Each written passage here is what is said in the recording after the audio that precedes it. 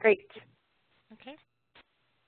Well, let me introduce myself. I'm Lisa Lissy. I'm a Senior Marketing Manager with Corwin, and on behalf of Corwin, I wanted to thank everybody for joining us today. Our webinar topic today is Navigating the Principalship. We are very happy to have Pam Robbins and Harvey Alvy here to present to us. Pam is an international education consultant who earned her doctorate in educational administration from the University of California, Berkeley. She's currently consulting with school systems, professional organizations, state departments of education, leadership academies, and corporations throughout the world, including on topics such as professional learning communities, effective teaching, how the brain learns, emotional intelligence, leadership, a whole other slew of things. Pam has been a teacher, most notably, as Harvey would like to point out, a high school basketball coach, an administrator, director of many special products and research, and she was director of training for the North Bay, California Leadership Academy. She's lectured at several universities, authored and co-authored books, and developed training materials for several principals academies. Harvey earned his doctorate in educational administration from the University of Montana, focusing on the problems of new principals. And Harvey has conducted seminars, workshops, and presentations both nationally and internationally on the newcomer to the principalship, moral leadership, instructional leadership, among other related topics. Harvey also served as a practicing principal for 14 years, both at elementary and secondary levels, and is a founding member of the Principals Training Center for International Schools, and was in fact selected as a distinguished principal for American Overseas Schools by the NTI Association of Elementary School Principals. He held the William C. Shreve Endowed Professorship in Educational Administration while at Eastern Washington University until 2012, when he became Professor Emeritus. That very distinguished teaching career at the secondary or post-secondary level. In 2004, he received the Eastern Washington University Century TEI Faculty Achievement Award for Teaching Excellence. So excellent blend of expertise between Pam and Harvey, and with that, I will turn it over to them, and I think Harvey is going to take it away. Thank you very much, Lisa. And we also want to thank him for helping us out with technology for today. Well, welcome to everyone, and thanks for joining us. It's really an honor for Pam and I to share our thoughts today on school leadership and the importance of making a difference for students and for teachers. To be very honest, in my years in the principalship, I struggled quite a bit with trying to be an effective leader. Each day was a challenge, but it was the challenge and that struggle is also amazingly rewarding.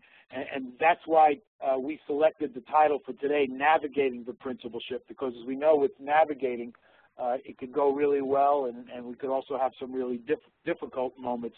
And as Pam says, with navigating the principalship, that you have your hills and your valleys, and it's really a journey. So that the struggle and the navigation part really work well. And we hope that through today we'll find out some really good strategies to help with that struggle. And Pam's going to share some other points about that first slide. Thank you, Harvey, and thank you, Lisa and Kimmy, and Kim here who did the PowerPoint. We based this webinar on our book with Corwin that was released as a 4th edition in March of this year. And we chose to call the book The Principal's Companion because so many practitioners in the principal's role have talked about the loneliness and the irony that surrounds their role. That is that even though they interact with hundreds, sometimes thousands of people on a daily or weekly basis, theirs is still a role alone type, that there's no other person with the same title on staff. So they often wonder, is this the best way that I could have handled this? And so what Harvey and I do in the Principal's Companion is combine research and practice. We capture the voices of principals literally all over the world who speak to the reader about making a difference for staff and student learning. We know that there is no comprehensive owner's manual for the principalship. And what makes the principalship even more complex is that one context in which the principal finds him or herself is so different than the next. So what works at one school may in fact not work at all at the other. But we do believe that there is a stance for success that principals can adopt, and that is a valuing for the belief that learning never ends, and that a key attribute of successful leaders is that they consider themselves lifelong learners. This is actually the first sentence of the book, that there is no setting in which the concept of lifelong learner is more important than a school. And the book explores some key questions about leadership that Harvey is now going to share with you. Thanks, Pam. I mentioned a moment ago that leadership is really a struggle, but it's rewarding. And to kind of help us with this struggle, and for folks who certainly are looking to go into the principalship, or new principals or veteran principals, they all have to constantly deal with this first question, you know, what is effective school leadership? And to some extent, the story of the Principal's Companion is to try to address this question throughout the book, because to some extent leadership is a mystery, and one person might be effective in one context but not be effective in another context. So the question of what is effective school leadership is just critical, and so much depends on, and Pam will be addressing this in a little while, the mission and the vision, and we know that mission and vision is so connected to effective school leadership. Another key question that is so critical is to constantly remember that mission and vision has to be about student learning and teacher growth. And every decision really has to come back to that student learning and teacher growth, which also brings in coherence to the issue, and to not deviate too far from that student learning and teacher growth. And then a third key question that we try to address throughout the book is the importance of building leadership capacity.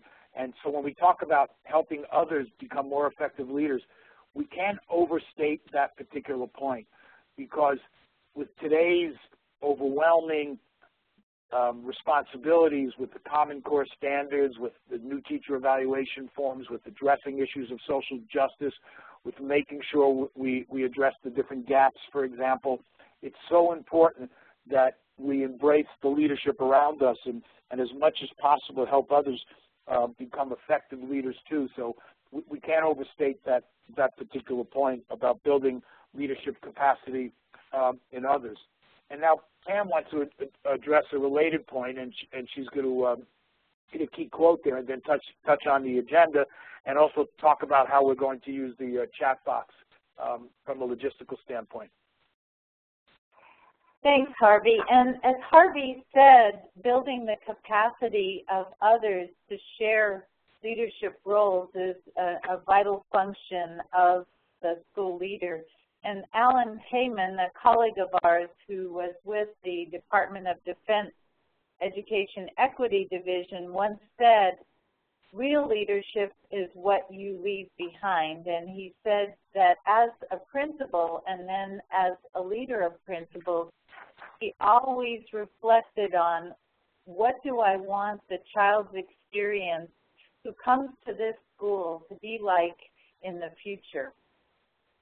As we move to the agenda, what you see is kind of a roadmap of where we're going this afternoon. We're going to be talking about strategic leadership as it relates to the content of the Principal's Companion. And then we're going to share with you 8 powerful tools to support strategic leadership. Leader is learner, vision and mission, culture, the expanding and multiple roles of principal, the notion of bifocal leadership, combining leadership and management, the moral imperative of leadership, the focus on social justice, then teacher supervision and evaluation, and then finally curriculum and the future, some vital questions. And as you look at these, you will notice that all of these relate to our vision for success, and that is staff and student learning. And then finally, at the very end, we'll share with you an opportunity to reflect and identify some personal next steps. Now, we have strategically planned at least 2 opportunities for you as viewers to interact with the content. And to do that, what you're going to do is go up to the bar at the very top here, and you will click on the chat, and then you will find that there is a chat box that you can post a note in, and then you will have several options. We're going to invite you to send a private message to the host with your responses. And when you type in your answer to the question, or perhaps as we're going along you have a question about something that we have said, we invite you to put it in the chat box and then select to whom you want to send it to, which in this case will be the presenter, and then you'll push send, and we'll be able to read and address your question.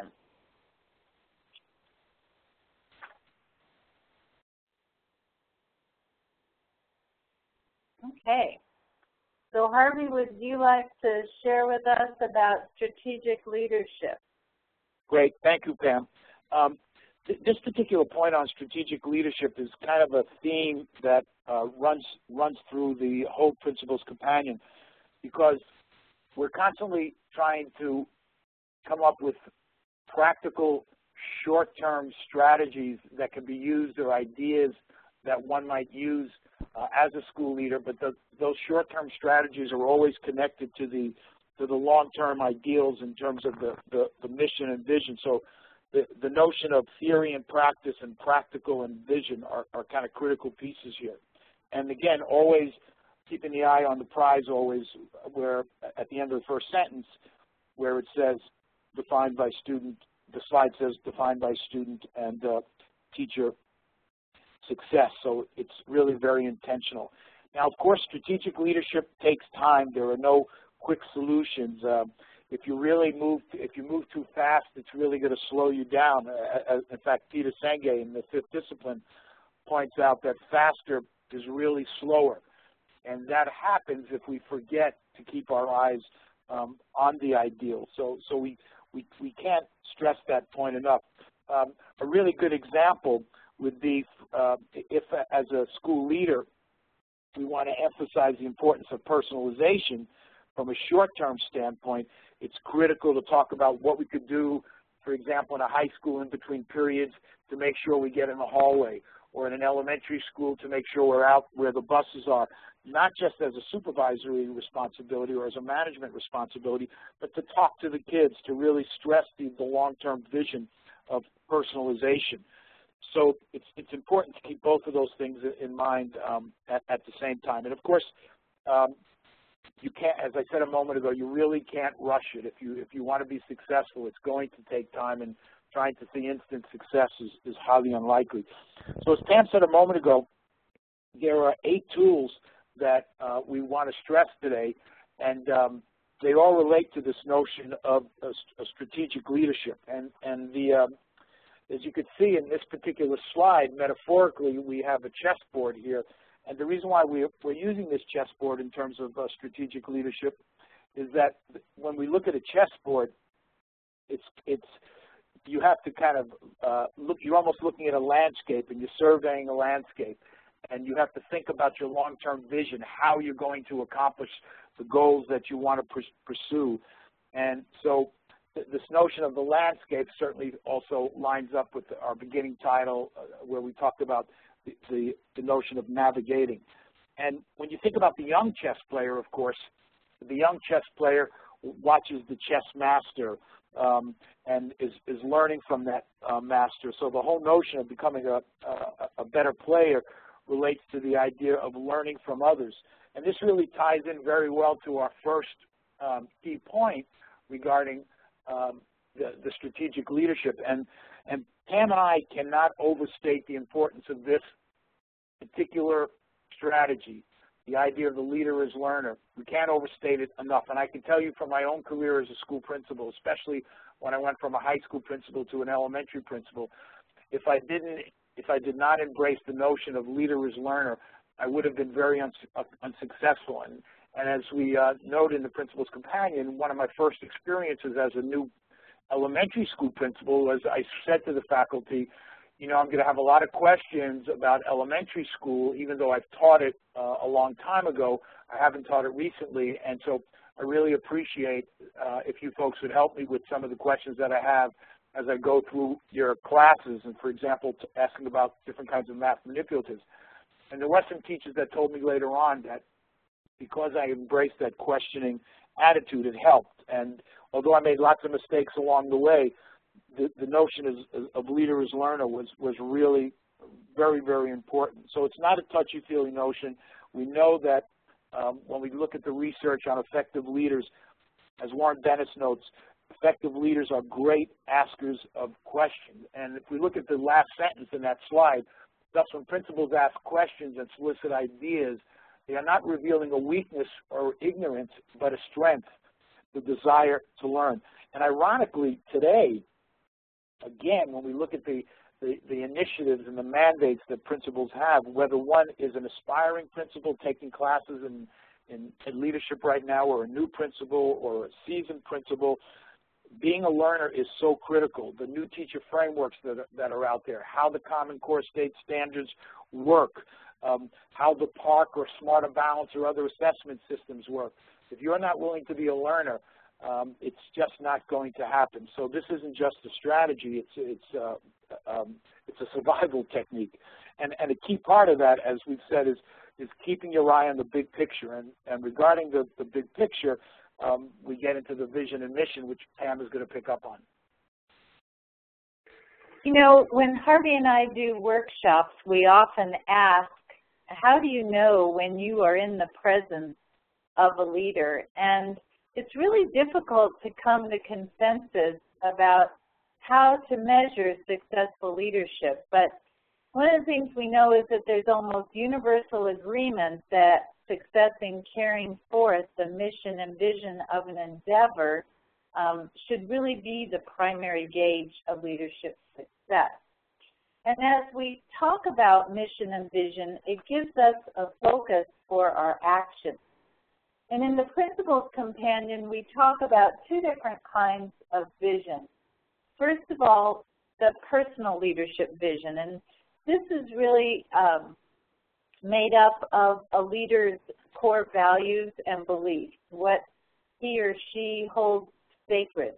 And being clear about one's own values and beliefs, and sometimes we use Bill George's term, true north, to sort of encapsulate this notion, generates a self-awareness that informs how we feel about situations that we are confronted with or we embrace, the words that we carefully choose in our communications, both verbal and written, and our leadership actions.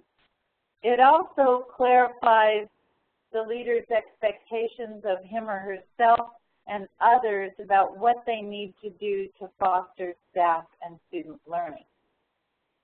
But a leader's personal vision is not worth the paper it's written on if the vision is not shared by members of the learning community or school. And when we do this, it generates a sense of ownership and commitment, of valuing for instance, initiatives that relate to the vision, and it gives purpose to daily life in the school. For its organizational members, the students, the staff, support staff, but also the larger community of parents and the business community. To build a shared vision takes time, but it's well worth the effort. And in the book on pages 116 and 117, there are detailed instructions about how one goes from talking about vision to building a shared vision and mission. And one of the things that you will find is that the book combines both theory about why vision is essential, but the practical aspect of how you create a vision. Now, a third tool after leader and as learner and vision and mission is culture. Culture, oh, I'm sorry, let me back up. As we think about pondering vision, you might embrace these 4 questions. So in the privacy of your office or your study, you might ask yourself, thinking about the leadership vision, my personal leadership vision, how can it transcend time? How will that vision and mission make the life of every child more promising? And who are going to be key players in the organizational culture who can leverage the impact of that shared school vision? And then finally, what qualities do I possess that will galvanize staff energies to working to not only create that shared vision, but bring it to daily life in the school? Hey, Pam, could I just add one point on that last slide? You know, sure. I really want to underline what Pam is saying there, and I can tell you from my own experience as a school principal that, you know, we often talk about vision and kind of sweeping it under the rug or just writing the vision and then putting it in your desk and not looking at it. But I can tell you that I used to keep my vision statement, my mission statement, and what my vision was for the school right on the wall by my desk. And whenever I had a difficult decision to make, I would remind myself to read it over. So it's really critical and really helps tremendously with a leader's role when one can refer to that anchoring point, as Pam talked about, the true north, the North Star. So it's so important to make sure you have those anchors. So Pam's point is really so critical on slide 11. Thanks, Pam. Thank you, Harvey. And another thing I was thinking about is some of the schools that we have worked with, when they go through the process of sharing the vision, every person signs the final product of the shared vision to sort of signify their endorsement and commitment to bringing it to life. The stage in which school leadership is played out is school culture. And as you see from the diagram here, at the core of every school culture is a set of sacred values and beliefs. There are positive cultures, there are negative cultures, there are toxic cultures with toxic waste dispensers, and then there are fragmented cultures where there are sort of cabals or groups of people who are either positive or negative or fragmented. And of course, the most difficult cultures to work with are the toxic cultures or the fragmented cultures, because you have to work with many cultures simultaneously. But this diagram is helpful because in healthy cultures, there is coherence between the values and beliefs and each of the elements. To give you an illustration, we visited one school where the core values and beliefs were to create a collaborative, learning-focused culture where every member of the school community valued taking collective responsibility for every child in the school and contributing to that child's learning and every staff member's learning. And yet, when we drove in the parking lot, we saw that one of the celebrations and rituals at that school was the selection of one individual for a parking spot of the month, and that was the teacher of the month parking place. And so certainly the alignment was missing between the core values and beliefs of collaboration and the selection of one person to celebrate for that parking spot. We know that managing and leading and collaborating and building healthy cultures are just one dimension of the multifaceted role of school leaders. Harvey, you want to talk about the expanding role? Thanks, Pam.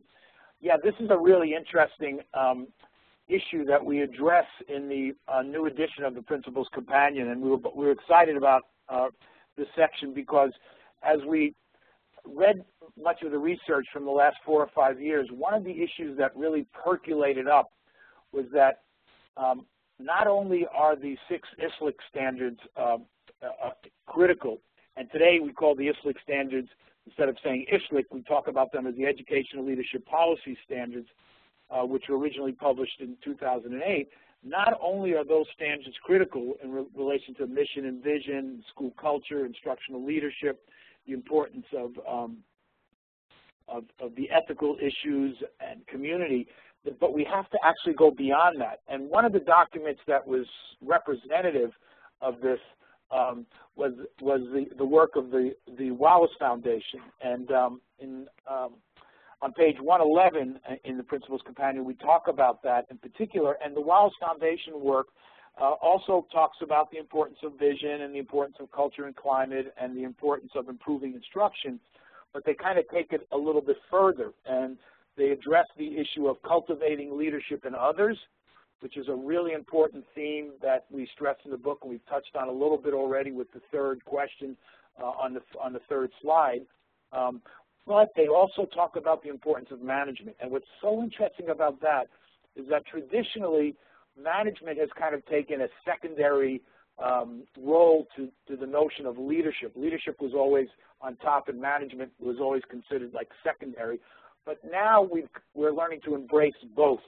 And the Wallace Foundation work talks about the importance of managing data, the importance of managing people, the importance of managing processes, and the importance of dealing with the difficult economic times we're in. And so the management part goes hand in hand with the leadership part, and it's not an either-or situation. So Pam and I found that to be quite interesting as we look at the expanding role of school leaders, and maybe a helpful hint here is to embrace Harry Truman's notion of the buck stops here. So instead of saying there's too much on our plate, we have to embrace it and, of course, have others work with us, but accept the expanding role of the principal, of the principalship as a reality because of the times that we're in. And because of that expanding role, Pam and I thought it'd be interesting to talk about and to get some input on the roles that are out there. So Pam? So from your perspective, using your chat box, we invite you to ponder what are the types of roles that school leaders are asked to play. For example, most recently, Harvey and I have both been working with schools where sadly a student committed suicide, and both of these were high school settings. And in a very real sense, the principal took on the role of counselor, healer, sage advisor, emotional supporter. But we wonder if you might add some of the additional types of roles that school leaders are asked to play. So here's an opportunity for you to go up to your chat box in the top bar and bring down the chat box and send us your feedback.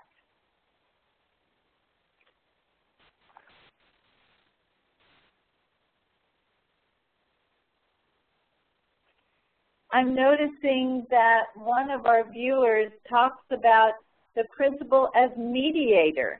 And that certainly is a very important role that the leader plays. Someone else said cheerleader, keeping the climate lively and positive and robust. We know that. Really, yeah, Pam, on the cheerleader point, that's such a great point, too, and the mediator point. I mean, and you never know from year to year or context to context. I know that originally when we talked about cheerleading, this goes back years, I thought I was kind of poo-pooing that idea to some extent, but there was a year when I was an elementary principal that we had several crises in the school, and that was a big part of my job, to kind of keep up morale. And I remember one teacher came up to me in November of that year and said, "Harvey, how are you doing with everything that's going on?" And she was my cheerleader to some extent. So those are excellent points. Thanks, Pam. Absolutely. Thank you, Harvey. And today we know that there are a multitude of roles that principals are asked to play, from advocates to students to facilitator of database decision-making. One really critical reality is we know that no longer can a principal do it alone. So taking time to create small learning-focused collaborative communities, or as many schools call them, professional learning communities, is a key role of the school leader. Another one is the very last bullet that you see there on the page, recognizing that school leadership, as Harvey mentioned with the Wallace Foundation earlier,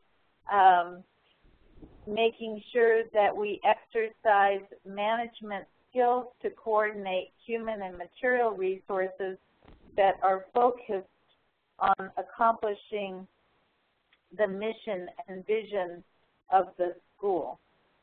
And a perfect example of that as we approach testing time is the notion that with the onslaught of testing, many organizations have experienced insufficient bandwidth to support multiple students taking exams online at the same time. Another management skill and managing resources concern is the opportunity gap. And by that we mean that many times high poverty schools are less likely to have access to school devices, extensive bandwidth, one-on-one computing, bringing your own device options. And so as leaders, we need to have the courage to constantly ask, will the proposed technology option improve teaching and learning, and will students without privilege have equal access? Earlier when we went over the agenda, we talked about combining leadership and management. And our dear friend Kent Peterson, who wrote the foreword to the Principal's Companion, talks about the importance of being bifocal in leadership, making sure, for example, that we not only keep the long-range vision in mind as we deal with day-to-day realities, but whenever possible, combining leadership with management. So, for example, you might be doing a walkthrough in the building, but simultaneously noticing examples of deferred maintenance that need to be written up and addressed. We know that a very simple metaphor to illustrate what we mean, or analogy rather, to illustrate what we mean by combining leadership and management is the simple act of cleaning a windshield that has been tarnished with snow or dirt or what have you. And when we take care of that management task of clearing the dirt and grime from the windshield, we enhance our ability to have vision and focus on what is really important in front of us. Another practical example was a young teacher who really valued taking time to stay after school into the late evening, wanted to plan, but she was housed in a trailer, and the trailer's security light was not functioning in September. And while she reported it to the principal, as of last week, it still had not been fixed. And so even though she persists in staying late to plan for her students, it is with great fear that she leaves that trailer for the parking lot. Harvey? Thanks, Pam. The next tool, I want to address a couple of issues here. One issue is the loneliness of the principalship and the responsibility of making decisions, especially when the tough decisions have to be made, and of course the social justice issue. So when we look at this quote and we say, alone the principal often wonders, am I doing the right thing? Have I demonstrated a commitment to the success of each student, of each teacher and student? And have I taken a moral stand to represent the voiceless? And by the way, some folks might be surprised that we have the word teacher in there too besides student, but part of our, the theme throughout the Principal's Companion, part of a key theme is that when teachers are successful and teachers grow, students grow. And again, when I think about one of my own mistakes as a school leader, I was so focused on the students initially when I was a principal that I forgot about the importance of professional development and building capacity of teachers. And it was only when I realized that I think I was able to make a greater contribution. So taking that loneliness piece and the importance of decisions, we get into a key aspect, and that is, of course, social justice and the importance of every school leader on their own when tough decisions have to be made, and, of course, with others, to make sure that you follow the right path when it comes to social justice. And one of the things we want to stress here is that this is also an important American value. When we talk about our country and the development of our country and we look at the Declaration of Independence, the whole notion that all are created equal, that is something that we've been battling with for over 200 years. It's part of the American dream. It's part of the American journey. And we can't overstate this as an aspect that shows the alignment between who we are as a people or who we should be and the importance of addressing social justice issues. So if we could go to the next slide to go over some examples of this, specific examples, obviously issues of racism, obviously issues of elitism, obviously issues of poverty. And we've stressed in particular giving voice to the voiceless. So when we think about an immigrant family that's in our school and the importance of a family that's an English second language family, for example, or a family that just came from Russia, or a family that just came from the Democratic Republic of the Congo, that it's so important to help them to feel comfortable in the school too. And for example, regarding the voiceless issue, if you have a high school child who doesn't know how to navigate the college application process, what do we mean when when a student's applying for college and we talk about something like the common application?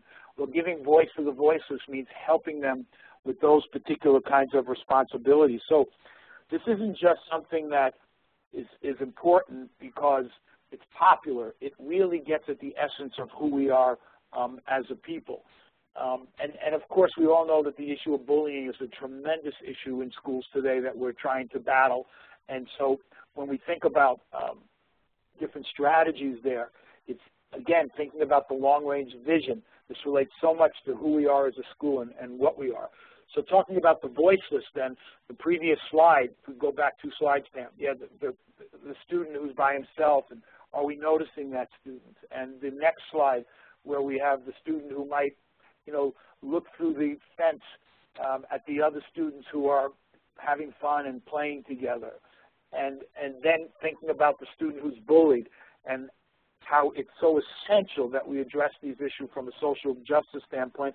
and to look at what the vision is. What is our vision? Our vision is that the students are collaborating, that the students are working together, and that we really are creating conditions under which there's profound levels of human learning. And that's so critical that we constantly see the vision that we can see in this last picture. So what can we do in terms of presence as a school leader? Well, we often think about words, and words really matter, but it's more than just words. Pam mentioned Kent Peterson. This, again, is one of those quotes that really helps someone to lead successfully. What you pay attention to and spend time on communicates what you value. Presence is an ethical decision. When someone sees the principal in the cafeteria, when someone sees the principal in a laboratory, when someone sees the principal speaking to several students in the hallway, when someone sees the principal pick up a piece of garbage, all of that, a piece of garbage that maybe 5 people have passed in the hallway, but that principal picks it up and puts it in the garbage pail. All of that sends a powerful message of what our principles are. And Robert Starrett, in his book, Ethical Leadership, really addresses this issue of presence very, very well. So Pam and I feel really strongly that this quote can really help someone as they make a difference. And visibility is so important. We go up to the next slide. Another key area that we talk about in the Principal's Companion is the whole issue of supervision and evaluation. And of course, today, a key aspect of that supervision and evaluation that school leaders are being faced with all over is the notion of how do we work with the new teacher frameworks that are out there. Sometimes they're called instructional frameworks, sometimes they're called evaluation frameworks. So we try to address this issue head on in Chapter 9 of the Principal's Companion. And we don't have time to go over each of the points today, but Pam and I wanted to go over 3 points in particular here. First of all, even though the framework is something new that you have to deal with, we need to embrace the template. What does it have to say? What are the definitions that are in there? Get to know them. But when you get to know the template, that doesn't make you an instructional leader. And that's really important to keep in mind. It's one thing understanding something from a theoretical viewpoint. It's another thing being able to have it work. And then if we could go to the 4th bullet, which talks about the goal is continuous growth. The notion of continuous growth, remember, the template could actually be a limitation. What are we doing beyond that? We shouldn't put ourselves in a box canyon just with the template. What are the other aspects of building capacity that need to be addressed? So that notion of continuous growth and building capacity is critical. And then Pam and I really feel strongly about the last point, that mastering the framework is not the destination. One can get lost in the details, and if one gets lost in the details, they may very well miss the big picture of the instructional framework, which we stress on this particular slide. And let me just isolate the one quote that we have at the bottom there, which is adapted from the Principal's Companion, and that is, we should never confuse a person's worth with a piece of paper. You know, we have to look up from the framework, look up from the piece of paper, and look out at the teacher and see the teacher's face and make sure that we realize that that teacher is making a difference regarding aspirations, that that teacher is making a difference for a student who initially didn't enjoy history or did not enjoy math or did not enjoy art. And because of the influence of that teacher, all of a sudden that teacher wants to take a career, that student wants to take a career in that direction. And a framework as well organized and as well researched as we may make it cannot really address those issues. So Pam and I came up with these 3 questions on this particular slide that need to be addressed beyond the framework. And we admit this is a real challenge, but these questions also address the issues that really bond you to a teacher, that help to build up the trust. And let me just go with the second question, and I think that represents what we're saying here in terms of the 3 questions. But can we measure how teachers inspire students to visit museums and art galleries throughout their lives? Certainly that'd be very, very difficult to measure. But if we don't talk about those things, then there'll always be some kind of a barrier between the vision of what we really want for our schools and for our students and their enthusiasm for academics and the limitations of a test. For example, you'd hate to have a situation where a student got a 5 on an AP calculus exam, and then after that course said, boy, I never want to crack open a calculus book the rest of my life. You would prefer, I think, to have a student maybe get a 4 but decide to explore calculus the rest of his life. And that brings us to the next slide, which really gets into the notion of let's be careful about putting ourselves in a corner where it's either or. It's either the teacher template that looks at specific checklist issues and that vision of enthusiasm. What we want to do is embrace both. And Collins and Porras in their book, Built to Last, talked about a strategy that, again, we've really embraced the strategy because it makes such a difference in being a successful leader. And that is not to get lost in the tyranny of the or, but to think about the genius of the and. So, for example, it's not supervision or evaluation, but what are the responsibilities of both? It's not 21st century skills or content, but how do 21st century skills and content work together? It's not phonics or a whole language. It's how do we work those together? It's not creative writing or expository writing, but what's the purpose of both? And as we talked about earlier, it's not management versus leadership, but how do leadership and management go hand in hand? So the genius of and is a critical strategy to keep in mind as we pursue our leadership journey. And Pam, would you pick up the supervisory tips? Thanks, Harvey. As Harvey was speaking, I was pondering the work of Katie Haycock from the Education Trust, who once said that the difference between a good teacher and a poor teacher can be a full year of student achievement. And in that regard, supervision and evaluation literally become moral responsibilities of the school leader. And as Harvey has indicated, we're marking our focus for supervisory work on the notion of growth and learning. And so what this slide talks about is some notions that will support the school principal's work with supervising instruction. I'm going to leave the first bullet until the next slide so you can actually see the student learning focus, but many school districts in the world have been fascinated with the work of John Hattie and Schoen and Donald Schoen and others such as Phil Schlechte before him, who talk about the notion of the importance of teachers making learning visible in the classroom. And by that I mean creating opportunities for students to actively participate, and the teacher viewing that active participation of students can determine, do the students understand the concept? Do they possess the skill that I have taught, or does their participation tell me I need to go back and reteach?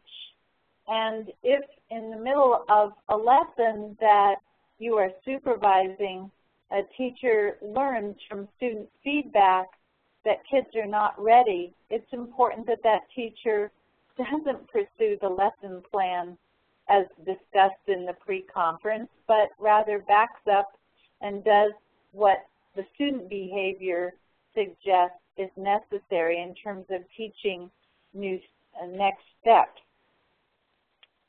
We also want to talk about the importance of using technology in our walkthroughs and our supervisory visits.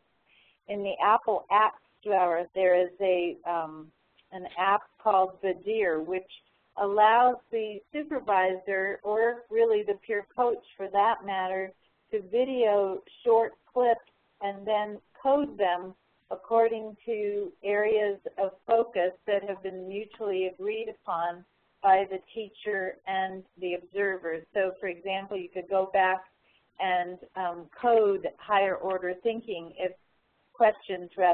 that is something that is valued.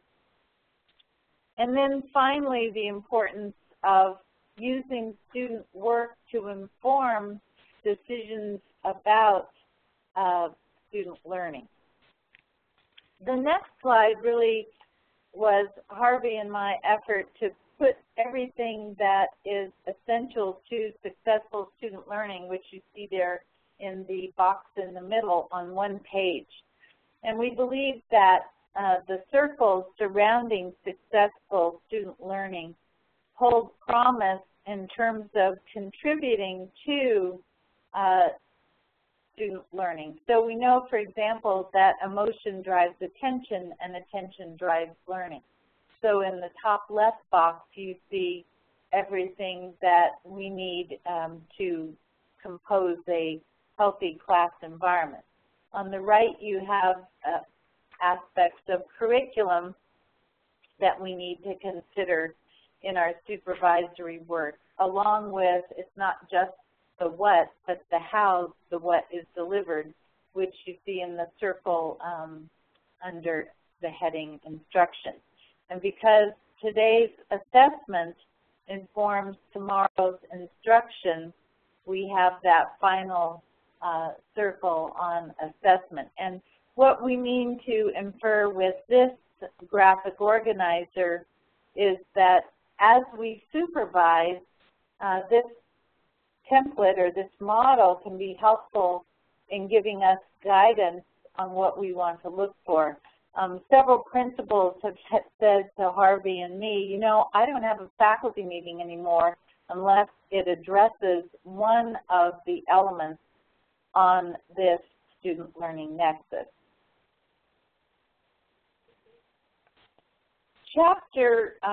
The chapter on curriculum, instruction, and assessment in the Principal's Companion talks about curriculum and the future, some vital questions. And what Harvey and I wanted to do is invite you to read through these 9 questions and ponder your own interest in terms of the work you do in curriculum with regard to the future. And in the chat box, if you would just take a moment and note 1 or 2 questions that resonate with you. We'll give you a moment to just briefly read through those.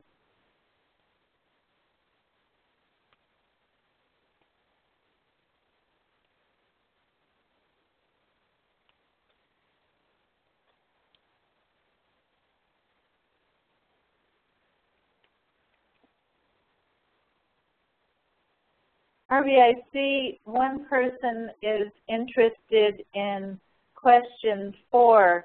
Do you want to address how do you commit to both rich content and 21st century skills? I know you mentioned it in passing when you talked about the genius of the and.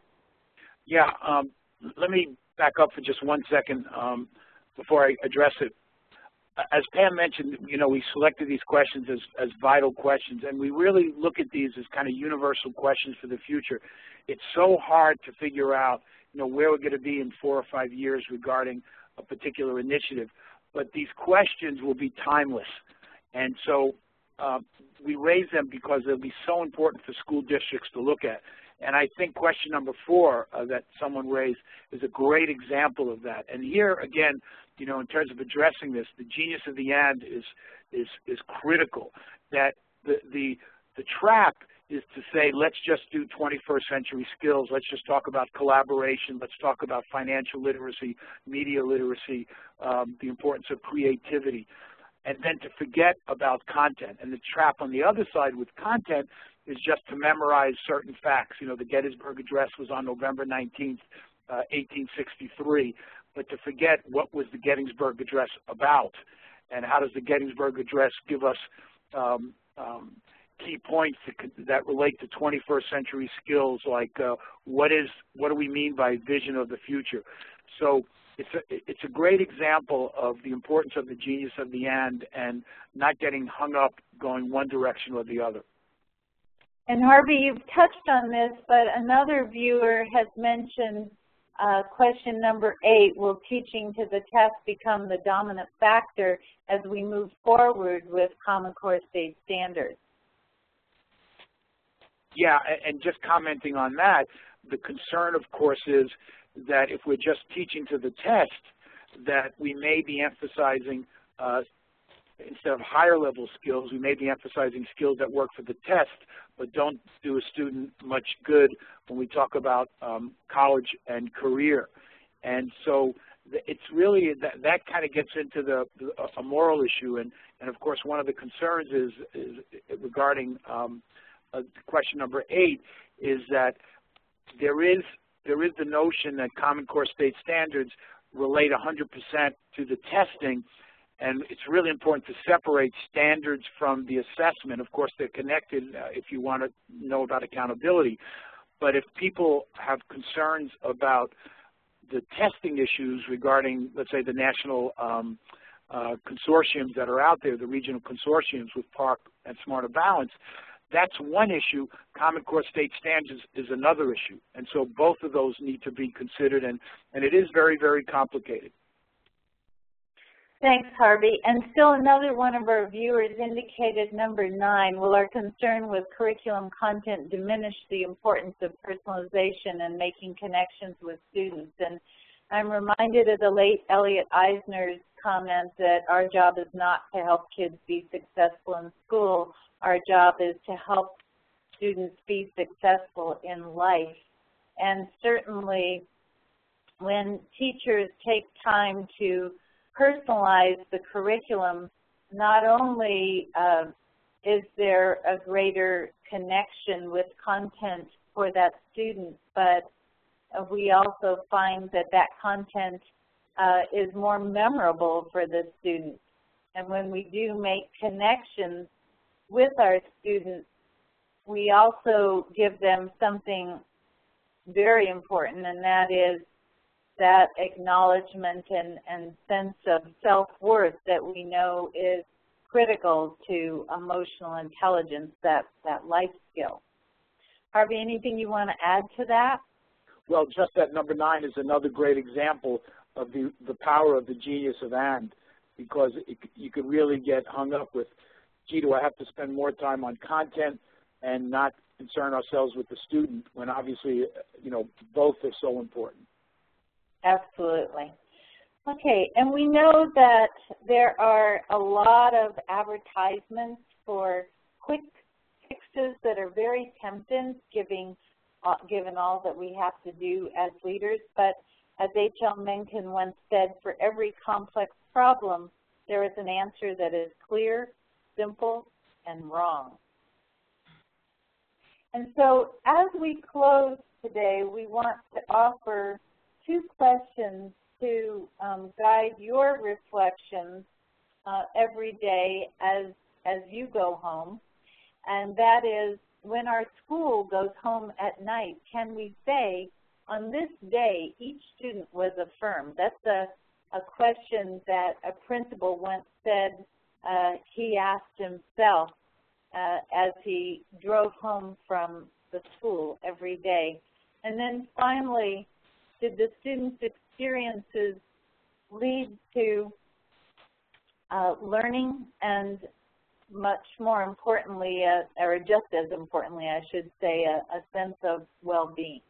You know, what happened today at school to provide those experiences, as Harvey mentioned, under which profound levels of human learning flourished? So as we conclude our webinar, we want to thank you sincerely for your participation, and also to offer that there is a PDF handout of the slides so that you can continue to share with those with whom you work your learnings for today. And Harvey, any final thoughts that you would like to share? Well, just, you know, thanks to the folks who joined us today, and and to really stress that, again, as challenging as leadership is, and as Pam said, there's no simple solutions. There's nothing more rewarding than serving as a school leader and making a difference. Okay, so thank you very much.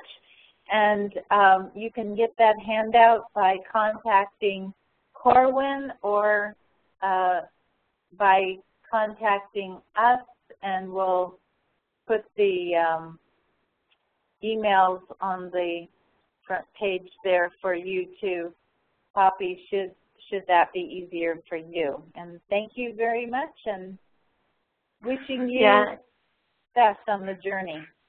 I will send it out to all attendees, the handout. Thank you, everyone, so much for joining us today, and thank you so much, Pam and Harvey. That was great. Thank you. Thank you. Bye-bye. Bye-bye. Bye.